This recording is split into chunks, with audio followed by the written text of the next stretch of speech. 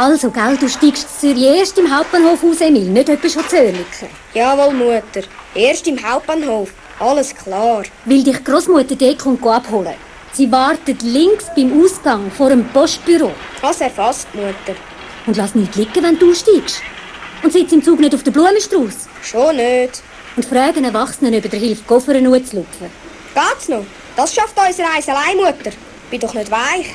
Und gell, bist du fremden Leuten nicht so frech wie zu deiner Mutter? Und wenn das Käsebrot ist, das er eingepackt hat, dann wirf das Papier nicht einfach auf den Boden. Hast du gehört? Nur keine Panik, Mutter. Ich mach's schon recht. Ich weiss schon. Das Billett hast du? Baumann, Zürich HB Retour. 2. Klasse. Dick. Und verlieren wir um Himmels Willen das Geld für die Großmutter nicht. Sagst du ihr, es tut mir leid, dass sie den letzten Monat nichts bekommen hat. Ich habe so einen Haufen Zahlungen gehabt, du weisst es ja. Es ist einfach nicht gegangen. Aber dafür sind es das mal 400 Franken. 440 hast du mir gegeben? Ah ja, 400 ist der Großmutter. Und 40 sind für dich. Du musst doch ein Sackgeld haben, wenn du auf Zürich in die Ferien gehst. Bist du die Grösste? Verlier's nicht. Schon nicht. Ich habe das Geld in ein Kuvert da und das Kuvert in die innere Brusttasche vom Jobber gesteckt. Da kommt es mir nicht mehr raus. Jetzt musst du aber einsteigen. Ah, noch Zeit. Also, ciao, Mutter. Habt ihr Sorge, gell? Du auch, Emil. Und gell, erst im Hauptbahnhof aussteigen. Ciao, Mutter. Links, beim Ausgang, wartet die Großmutter. Ciao. Wer ist der Bub, der von Baumann im Töstal auf Zürich in die Ferien fährt? Das möchtet ihr, denke ich, jetzt auch noch wissen. Er heisst Emil, das habt ihr bereits gehört. Emil Ochsenbein. Er geht in die 6. Klasse und in der Schule ist er ein richtiger Musterschüler. Moment. Wenn ihr jetzt eure Nase rümpfen, weil ihr denkt, in dem Fall seid ihr Emil ziemlich sicher ein Ehrgeizling und ein ekelhafter Wichtsack, dann sind ihr ganz falsch gewickelt. Der Emil ist nämlich erstens ganz normal und zweitens erst noch ganz ein glatter Kaib. Dass er in der Schule trotzdem einsame Spitzen ist, das hat einen ganz besonderen Grund. Emil ist, als er noch ganz klein war, der Vater gestorben. Und seither muss seine Mutter schaurig unten durch. Sie krampft in ihrem Coiffeursalon für 2, weil sie möchte, dass ihr Emil einmal etwas rechts werden kann. Und weil er nicht auf den Kopf gefallen ist, hat er das natürlich gemerkt. Und jetzt findet er, es sei nicht mehr als recht, dass auch er selber sich ein bisschen Mühe gibt in der Schule und so, versteht ihr? Sogar höflich hätte er können sein, wenn er hätte wollen. Schaurig höflich. Excuse, ist da bei Ihnen noch ein Platz frei? Gerade da neben mir. Danke vielmals. So, excuse. Ja, bist du jetzt ein höflicher Bub? Also das findet man selten heutzutage. Also, aber zu meiner Zeit, da ist noch Ja, alles... gell, Zeit. Zu Ihren Zeiten war es noch anders. Das habe ich schon viel gehört. Da muss etwas dran sein. Ja, glaubst du es etwa nicht? Doch, doch. Du, sag mal, ist das jetzt Baumann gsi, wo wir jetzt gerade gehalten haben? Klar, ich bin zu Baumann eingestiegen. Ich wohne nicht zu Baumann. So. Du lebst Frau Jäcki noch. Weisst du, die früher das Milchlädeli hatte? Frau Jäcki? Klar, die habe ich noch. Und ihr Milchlädeli hat sie auch noch. Ja, was? Du sagst einen schönen Gruß, von der Frau Jakob aus Jona.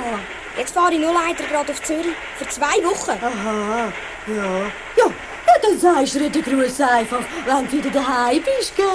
Mach ich, selbstverständlich, mit Vergnügen. Aber nicht vergessen. Ihr Wort nicht. Warten Sie, ich schreibe es gerade auf. Ja, fein. Wo soll ich jetzt das aufschreiben? Ah ja, aufs Kuvert hinten drauf. Hat mir recht jemand freundlicherweise ein Kugel? Aber klar, junger Mann. Voilà. Danke vielmals. Sorry. Grüße von Frau Jakob an Frau Jäcki vom Milchlädeli. Wird besorgt, sobald ich heimkomme. Danke. Und jetzt fahrst du also auf Zürich? Zürich Hauptbahnhof. Dort kommt mich Großmutter abholen. Was du nicht sagst. Dann ist der schön blau, wie du es denkst, für die Großmutter. Für die Großmutter ist das Geld Der Strauß ist für alle. Für die Großmutter und für die Tanten und den Onkel. Und natürlich auch ein bisschen fürs Boni Hütli. Das Boni Hütli? Wer ist denn das? Das ist meine Cousine. Also richtig heisst sie natürlich nicht Boni Hütli. Ich sage ihnen einfach so. Aha, interessant. Möchtest du Schocki? Es wäre nicht nötig, aber wenn ich darf, dann nehme ich sehr gern. Merci. Bitte, bitte. Gern geschehen. Wie heisst du eigentlich? Emil Ochselbein. Und Sie? Ich heiße Grundeis. Freut mich sehr, Herr Grundeis. Und danke schön nochmal für die feine Jockey. Es ist irre gut. Die Frau Jakob ist an der übernächsten Station ausgestiegen. Zusammen mit ihrem Mann, der die ganze Zeit kein Wort gesagt hat. Dafür hat er ganz kurios geschnauft, so ungefähr. Der Emil ist im Coupé ganz allein zurückgeblieben mit dem Herrn Grundeis. Und das hat ihm gar nicht recht gepasst. In einem Fernsehkrimi hat er nämlich kürzlich einmal einen Taschendieb gesehen. Und jetzt hat es nicht mal gedunkt, der Herr Grundeis da, der gleiche dem Klünki aus dem Krimi auf eine Art. Auf alle Fälle hat er schon ein bisschen verdächtig ausgesehen, hat der Emil gefunden. Mit seinem grusigen, grün karierten Jopen, mit dem dünn ausrasierten Gangsterschnäuzli und dem kuriosen schwarzen Hut, den er im Zug immer auf dem Kopf behalten hat. Zum Glück ist Emil in den Sinn gekommen, dass in seinem Jopen neben dem Knopfloch eine Nadel gesteckt ist. Er ist wie der Blitz raus auf die Toilette, hat das Kuvert mit dem Geld aus dem Sack genommen und dann hat er die Nadel durch das Kuvert, durch jede Banknote und am Schluss erst noch durch das Futter vom Jopensack durchgestochen. Richtig fest genagelt ist sein Vermögen jetzt gewesen. Als er zurückgekommen ist ins Coupé, hat der Herr Grundeis richtig gesagt, hat er. Es war als schaurig warm im Zug und auf eine Art hat das ansteckend gewirkt auf den Emil. Auch ihm sind mit der Zeit einfach die Augen zugehört. Und schon haben sie zweistimmig Baumstämme gefällt. Im Schlaf hat der Emil einen fürchterlichen Traum gehabt. Er ist immer noch Zug gefahren, aber sein Zug ist von einem anderen Zug verfolgt worden. Und der andere Zug war gar kein gewöhnlicher Zug, sondern einer, der 6 Ross gezogen hat, wie eine Postkutsche in einem Westernfilm.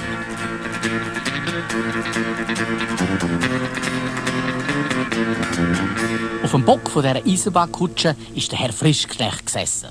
Der Herr Frischknecht ist nämlich der Polizist von Baumann. Und der Emil hat in seinem Traum ganz genau gewusst, warum ihn der Herr Frischknecht verfolgt hat. Mit einem Sheriffstern auf der Brust und einem Coltrevolver in der Faust.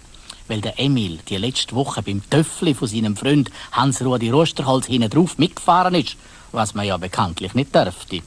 Und er ist nicht ganz sicher gewesen, ob der Herr Frischknecht sie nicht gesehen hat. Der Emil, der im Traum plötzlich gar nicht mehr im Zug gesessen ist, sondern auf einem galoppierenden Ross hat gerufen: «Nicht schiessen, Sheriff! Vergib mich!» Aber es war schon zu spät gewesen. Von einem Schuss getroffen ist sein Ross unter ihm zusammengebrochen und der Emil ist verdwacht. «Merci!» hat er gesagt und hat sich die Augen ausgerieben. Und dann ist er ganz schaurig verschrocken. Der Herr Grundeis war nicht mehr im Coupé. Der Emil hat in die Brusttasche von seinem Job gegriffen. «Nein, der Halunk, der Schluffi, der...» Ja, das Geld war vor, samt dem Kuvert. Zuerst hat es der Emil einfach nicht glauben. Er hat in allen anderen Säcken auch noch nachgeschaut, obwohl er ja gewusst hat, dass es nicht dort sein kann. Dann hat er nochmal und nochmal in die Brusttaschen hineingegriffen. «Au!» Ja, die Nadel war noch dort und an ihr hat sich der Emil erst noch gestochen. Er hat das Nastuch um den Finger gewickelt und hat immer wieder gedacht: «Was soll ich machen? Was soll ich der Großmutter sagen? Und der Mutter, wenn sie mal anrufen auf Zürich?» Er hat sich gerade überlegt, ob er echt soll durch alle Wege laufen und schauen, ob der Grundeis vielleicht noch im Zug sei. Da hat der Zug gerade gehalten und vor dem Fenster hat der Emil eine Tafel gesehen. «Zürich, Oerlikon.» Und dann hat er noch etwas gesehen. Ein Mann mit einem kuriosen schwarzen Hut und einem grusigen, grün karierten Job, der es schaurig brisant hat, aus dem Bahnhof rauszukommen. Was hätten ihr gemacht am Platz von Emil? Wären ihr sitzen geblieben? Oder hätten ihr, wie er gerufen: «Wart, du Halunk!» Wie der Blitz hat er sein Köfferli vom Gepäckrost oben runtergerissen, den Blumenstrauß unter den Arm geklemmt und ist rausgespurtet, gerade wo der Zug schon wieder angefahren ist. Auf dem Platz vor dem Bahnhof hat der Emil gerade noch gesehen, wie ein Herr im grün karierten Jope und mit einem schwarzen Gox auf der Birne ins Tram Nummer 11 eingestiegen ist, in vorderen Wagen. Der Emil ist in dahinter. Ihr fragt euch jetzt vielleicht, warum er nicht einfach gerufen hat: «Dort ist ein Dieb, hebt ihn, er hat mir 440 Stutz gestohlen!» Habt ihr eine Idee, warum es der Emil nicht so gemacht hat? Weil er Angst hatte, die Leute dort ihm nicht glauben. Er hat ja keinen Beweis gehabt. Und zu einem Polizist? Lieber nicht.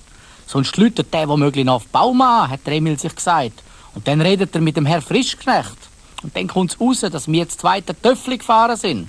Und schon haltet mich der Polizist für einen kriminellen Typen und glaubt mir grad gar nichts mehr. Das Wichtigste, hat der Emil gedacht, das Wichtigste sei, den Grundeis nicht aus den Augen zu verlieren. Billet vorweisen, bitte. Hat plötzlich eine Stimme neben ihm gesagt. Alle Billet, bitte. Ja, der Emil hat wirklich auch Wahnsinnspech gehabt an diesem Tag. Jetzt hätte er auch noch müssen an einem Tramkontrolleur in Hammer laufen. Hast du auch ein Billet? Leider nein. Das gibt einen Bus, das weisst du. Ich habe es nicht gewusst, weil wir zu Baumann kein Tram haben. Aber ich glaube es sofort. 10 Franken macht's. Ich habe leider auch kein Geld. Und weil er eben gedacht hat, der vom Taschendieb, den glauben ja doch niemand, hat der Emil gesagt. Ich habe das Portemonnaie verloren. Portemonnaie verloren, den kennt man. Wo willst du denn hin? Das weiss ich eben noch nicht. Ich drücke noch mal ein Auge zu, aber bei der nächsten steigst du aus, verstanden? Das geht leider nicht. Bitte lassen Sie mich weiterfahren. Es ist schaurig wichtig, dass ich weiterfahren darf. Also du gefällst mir. Hast kein Geld, hast kein Billet und willst einfach weiterfahren. Trotzdem wir dich verwünscht haben. Bitte, bitte. Geben Sie mir das Billett. Ich zahle es. Oh, danke vielmals. Könnten Sie mir bitte Ihre Adresse geben, dass ich Ihnen dann die 80 Rappen schicken kann, wenn ich mein Portemonnaie wieder habe? Ja, kannst du denken. Die 80 Rappen hat er geschenkt. Brauchst du sonst noch ein Geld? Nein, danke. Das ist wirklich nicht nötig. Und dann hat der Emil nur noch sagen, Adi miteinander. er hat nämlich aus dem vorderen Wagen gesehen, einen grusigen Jopen mit einem schwarzen Hut aussteigen. Und danke noch vielmals für die 80 Rappen. Ein bisschen später, am gleichen Nachmittag, sind auf dem Hauptbahnhof Zürich eine ältere Frau und ein Mädchen gestanden und haben sich Sorgen gemacht. Jetzt ist es 10 vor 6. Der Zug müsste doch längst da sein. Soll ich noch jemanden fragen? Vielleicht ist er zu früh ausgestiegen. Du, Sepp ist schon möglich, Großmutter. Weisst, Buben sind manchmal ein bisschen doof. Soll ich nicht jemanden fragen, ob der Zug schon gekommen ist? Ja gut. Okay, ich bin gerade wieder da. Ja, aber doch nicht mit dem Velopony. Im Hauptbahnhof darfst du doch nicht mit dem Velo rumfahren. Wieso nicht? Die Gepäckwägel fahren doch auch umeinander. Und erstens der Leute fast die Beine manchmal. Das habe ich schon ein paar Mal gesehen. Du lässt es da. Okay. Dann musst du es halt heben, Großmutter. Aber lass es nicht fallen, gell? Weisst, alte Leute sind manchmal ein bisschen ungeschickt. Und Kinder sind manchmal ein bisschen frech. Wo nur der Emil bleibt. Ich gehe jetzt fragen. Wie der Blitz ist das Ponyhütli wieder zurück gewesen. Der Zug ist ganz pünktlich angekommen. So etwas. Also so etwas. Vielleicht hat er einen anderen Zug genommen. Der nächste kommt um 5 vor 7. Du, ich kann ja noch mal auf den Bahnhof mit dem Velo. Aber wenn er in dem auch nicht drin sitzt, dann kommt er einen saumässigen Brief über. Du kannst gut sicher sein. Hey, wie redest du auch? Ein sehr erzürnter Brief, kann ich sagen. Also wenn man nur wüsste, das gefällt mir gar nicht. Das gefällt mir gar nicht. Nimmst du wieder das Tram für heim? Ah, du willst bei mir auf dem Gepäckträger sitzen, Großmutter? Jetzt lang jetzt am Pony, hast du gehört? Wieso? Du bist sicher nicht schwerer als der Tölfreivogel. Und der ist dann schon oft drauf gehockt. Du weißt doch, dass das verboten ist. Das machst du mir nie mehr. Oh, der Grosse kannst du also wirklich nichts erzählen. Der grün karierte Herr Grundeis ist noch 2-mal umgestiegen. Der Emil immer hinten rein.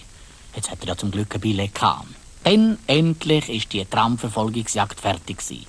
Vor einem Kaffee, der auf das Trottoir rausgestohlen hatte, ist der Grundeis stehen geblieben, hat zuerst noch nervös nach allen Seiten geschaut. Etwas schlechtes Gewissen. Hat der Emil gedacht. Dann ist der Grundeis am Tischli abgehockt und hat ein Bier bestellt und ein Schübli mit Herdöpfelsalat.